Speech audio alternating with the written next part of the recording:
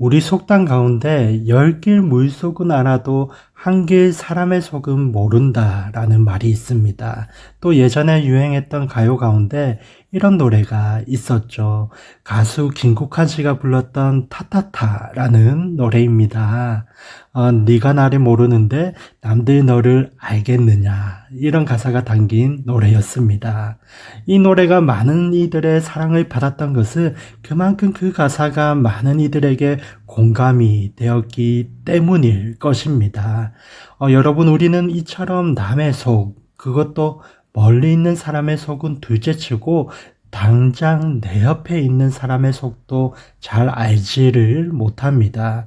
남의 속은커녕 내 속도 알기 어려운 것이 사실 우리들의 본질이죠.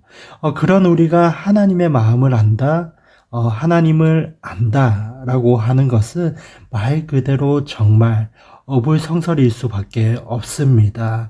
우리는 하나님을 알래야 알 수가 없고, 그러한 하나님의 마음을 안다라는 것은 더 불가능한 일이라고 하는 것이죠. 그럼에도 불구하고 우리가 조금이나마 하나님의 마음을 헤아릴 수 있고 조금이나마 하나님의 성품에 대해서 알 수 있는 것은 계시라고 하죠. 온전히 하나님께서 우리에게 당신을 열어 보여주셨기 때문입니다. 당신을 알려주셨기 때문이죠. 그렇기에 하나님께서 우리에게 하나님 스스로를 보여주시고 또 알려주시기 위해 사용하시는 방법이 있는데, 그것이 바로 오늘 본문에서 이야기하는 것처럼 바로 성령의 도우심이라는 것입니다. 우리 10절 말씀 함께 읽어보도록 하겠습니다. 10절입니다. 시작. 하나님께서는 성령을 통해 이것을 우리에게 깨달아 알게 해 주셨습니다. 성령께서는 모든 것, 하나님의 깊은 것들까지도 자세히 살피시는 분이십니다. 오직 하나님의 성령으로만 하나님을 알도록 하셨다라고 말하고 있습니다. 즉, 우리가 공부를 열심히 한다고 해서 하나님을 알 수가 있는 것이 아니고, 또 우리가 어떤 노력을 한다고 해서 하나님의 은혜를 알 수 있는 것이 아니라는 것입니다. 오직 한 가지, 바로 성령의 충만함을 입을 때에만 우리가 하나님을 알 수가 있고 하나님이 내게 행해 주신 그 은혜들을 깨달을 수 있다라는 것이죠. 그런데 이 말을 거꾸로 생각해 보면 성령 충만함, 우리가 그렇게 기도하며 부르짖고 간구하는 성령의 충만함, 그 증거가 곧 하나님을 알게 된다라는 것입니다. 우리는 보통 성령의 충만함을 이야기하면 뭔가 방언 기도를 한다든가 어떤 신유의 은사, 병고침의 은사 같은 특별한 무언가를 기대하고는 합니다. 아니면 성령의 충만한 사람이 기도를 하게 되면 무엇이든 그대로 응답이 되거나, 성령 충만한 사람은 예언을 한다든가 아니면 그 예언을 해석하는 그런 일들을 가지고 있다라고 기대를 하고는 합니다. 그리고 성령이 충만하면 교회에 부흥이 일어나고 그런 것들을 우리는 기대한다라는 것이죠. 물론 앞서 말씀드린 이런 것들이 성령의 충만함이 있을 때 충분히 나타날 수 있는 그런 현상들입니다. 성령의 충만함이 이런 일들에 나타날 수가 있습니다. 하지만 여러분, 꼭 기억하시기 바랍니다. 이와 같은 이적과 표적들이 곧 성령의 충만함을 드러내는, 곧 성령의 충만함의 목적은 아니라는 것입니다. 오늘 우리가 함께 읽은 본문 가운데 말씀해주고 있는 성령의 충만함의 목적은 다른 데 있는 것이 아니라 바로 우리로 하여금 하나님을 알게 하는 것, 우리에게 하나님을 가르쳐 주는 것, 이것이 바로 성령의 충만함의 목적이더라라고 계속해서 반복적으로 말씀하고 계시다라는 것이죠. 그런 의미에서 여기 알다, 하나님을 알다라고 할 때 안다라는 것은 원문으로 보일 때 그저 지식적으로 아는 그런 것이 아닙니다. 여기에서 안다라는 것은 마치 부부처럼 가까이 함께 하면서 같이 오랜 시간을 보내며 가까운 곳에서 그렇게 교제하며 상대방에 대해서 깊이 이해하고 경험적으로 알아가는 것. 이것이 바로 하나님을 알아갈 때의 알미라는 것입니다. 다시 말해 하나님을 안다라고 하는 것은 이런 것이라고 말씀드릴 수 있을 것 같습니다. 성경 요한일서 4장 8절에 우리가 너무나도 좋아하고 하나님을 믿지 않는 이들에게도 참 많이 알려진 구절이 나옵니다. 바로 하나님은 사랑이시라 이렇게 말씀하고 있습니다. 헬라 원어로는 데오스 아가페 에스틴이라고 이제 이야기를 하는데, 그런데 여러분, 이 하나님은 사랑이시라라는 고백을 성경에 기록된 저자는 사도 요한으로 그의 별명은 사랑의 사도였고, 그는 요한 1서, 2서, 3서와 더불어 요한계시록을 쓸 만큼 하나님에 대한 지식이 뛰어났고, 그렇게 지식이 뛰어나서 그가 하나님은 사랑이시다라고 말한 배경은 또 이러이러하다라고 그 지식을 안다라는 것, 그 지식을 가지는 것, 그것 가지고 하나님을 안다라고 말하는 것이 아니라는 것입니다. 여러분, 하나님을 안다, 하나님은 사랑이시다라는 것을 안다라는 것은 나의 지나온 삶의 순간마다 또 내가 어려울 때마다 내가 하나님을 찾고 부르며 또 내 삶의 여러 선택의 기로에 섰을 때 하나님의 뜻은 어떤 것인가를 고민할 때마다 그래서 하나님이 원하시는 것은 이런 것일 거야 라는 것을 선택하는 그런 삶을 걷다가 그러한 순간에 체험적으로 만난 그 하나님, 내게 셀 수도 없고 갚을 수도 없는 그 측량할 수 없는 사랑을 베풀어 주셨던 그 하나님의 사랑을 깨닫게 됐을 때 그 사랑의 경험을 통해서 하나님은 사랑이시구나 라는 것을 이해하는 것, 그것이 바로 하나님을 안다라는 것입니다. 혹은 말씀을 통해 말씀을 듣고 읽으면서 알게 된 하나님의 성품이 하나님의 일하심이 내 삶 속에서 진실로 이제 고백되어질 때 그것을 우리는 하나님을 아는 것이라고 말할 수 있다라는 것입니다.